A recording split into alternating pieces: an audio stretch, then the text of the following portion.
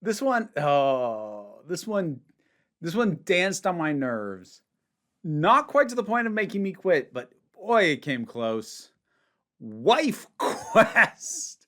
So this is from the same developer as Maiden Cops, which I talked about a little while ago. And this is an earlier game from them, a couple years prior.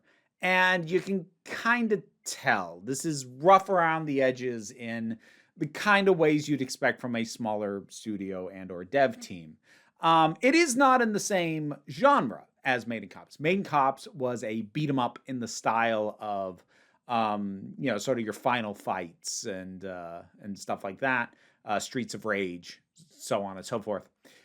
This is a bit more of it is a level based platform action game.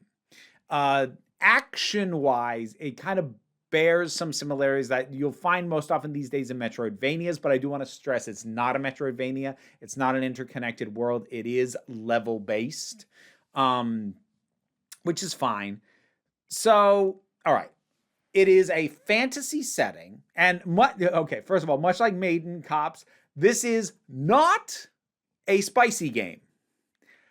But it walks right up to the line between the fairly bouncy animations of some of the characters to the just the overall plot, which is this is set in a fantasy world where it basically just turns a very trite love interest kidnap story on its head slightly, because it is not a girlfriend or a wife being kidnapped, it is the husband. And so his very jealous and very violent wife grabs a sword and goes after the mystical beasts that want to make out with her husband, or do more than make out, but we'll leave it at that.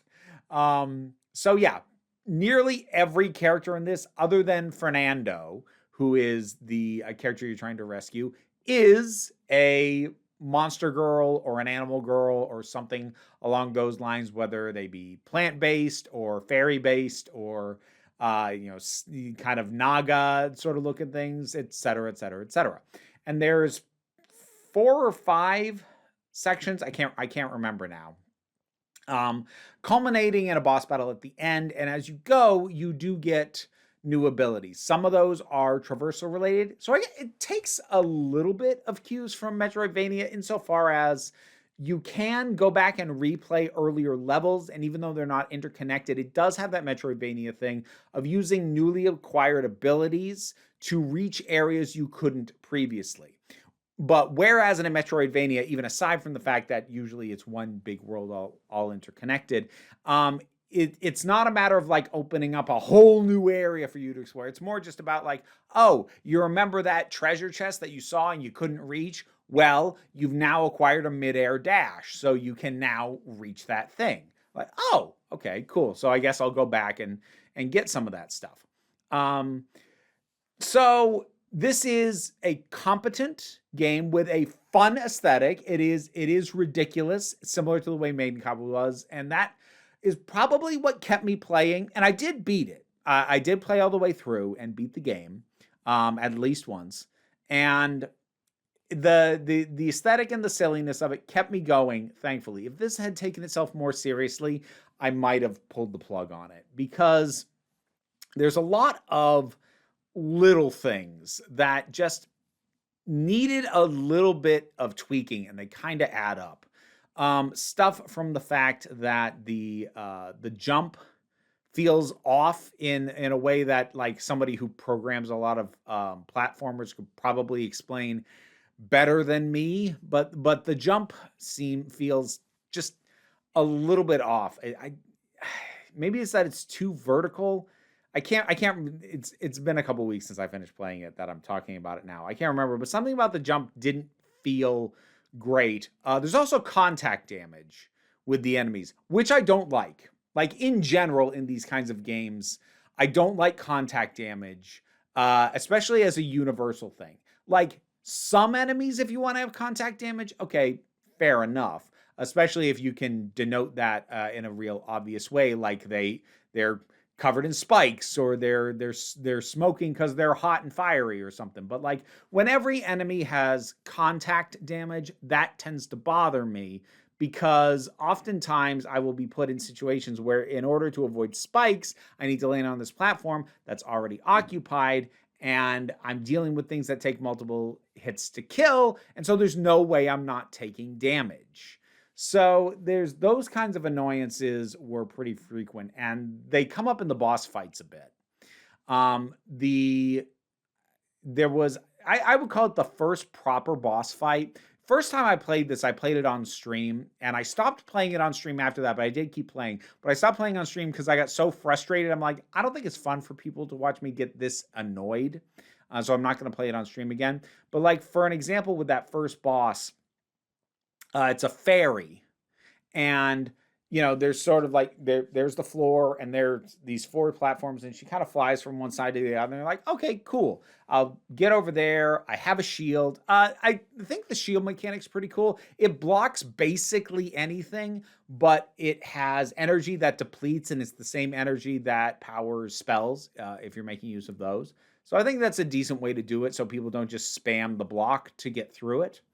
But anyways, so I need to dodge or block her attacks and like get to where she is and kind of hit her. But of course, getting close to her is also dangerous, because eventually she's gonna fly over to the other side. And if she flies in a straight path through you, well, now you've got contact damage that was more or less impossible to avoid. But then things got more BS, because she released these little plant things that go along the ground and sort of attack upward. And initially I'm like, oh, okay, so I have to be more careful of the ground. Except their attack reaches high enough to go through the lower raised platform. Because again, floor, platform, platform. This lower platform, if you're on it, the plants can still reach you. And they track you. So it's not just that they're going back and forth and you have to get the timing right. No, they are following you. First it's 1, then it's 2. And they are following you. So you can't just, especially if the fairy is like positioned somewhere where you want to go and attack her, and the only place you can go to do it is on the lower platforms, you have less time, because as soon as the plant gets over there, you got to move or you're going to get hit. And it just gives you less opportunity to attack this damn thing. And stuff like that, which just feels not 100% unfair, but just like really kind of bordering on complete BS. It's like, this is mild BS. It's not 100% BS, but this is definitely on the BS scale. And so the other thing is, like, there is a very straightforward counter to this, which also kind of makes the game feel cheap, but in your favor if you're willing to grind. Because you can get upgrades at a shop. You can get health potions. You can get mana potions. You can upgrade the speed with which you can attack, how far you can attack, how much damage you do, etc., etc., etc. You can upgrade all this stuff. And if you are 100% upgraded and fully loaded up with health potions, which you are going to have to go back to some old areas and grind up currency in order to do it. Not like egregious level of grinding, but you're definitely gonna have to grind. If you do the grinding to be fully upgraded, or as upgraded as you can be for the section, because what you're allowed to buy like increases by like a factor of 1 once you unlock a new overall area. So it's not like you can get to max level just by grinding the first area enough.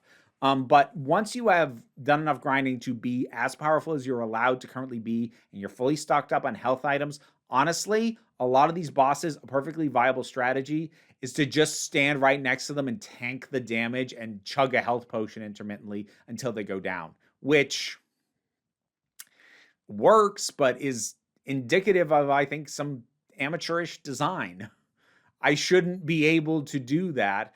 Nor should you put me in a situation where it feels like the most viable option is just to tank everything and just chug health potions. That's not how I got through every boss, but it is how I got through several of them.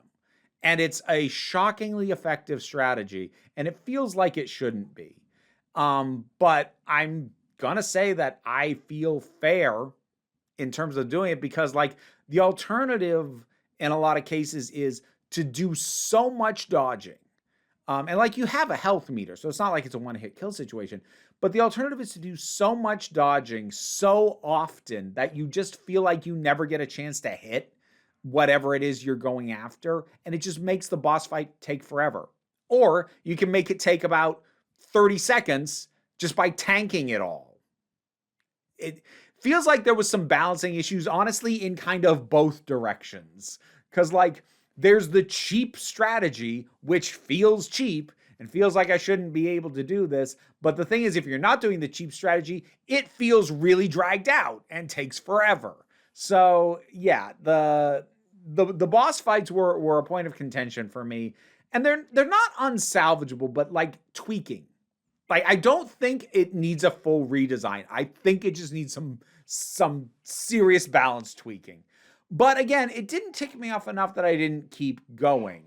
So I did still enjoy it enough, to get a full play out of it. And I'm not upset that I played it, but it definitely, while the energy and the aesthetic and the silliness and the overplayed girly sexiness of it did get me through, rather than being the icing on, like, this is a perfectly fine game and it does that, it became the salve on a burn that kept me from bailing. So the aesthetic is still very much to the game's benefit, but as opposed to Maiden Cops, where it's like, this is a perfectly fine game as is, and that makes it even better. This is a slightly off game that is worth it because of the aesthetic and the fun that brings. So, again, as I said at the start, it makes sense that the same devs made this several years before, because it just feels less polished than Maiden Cops.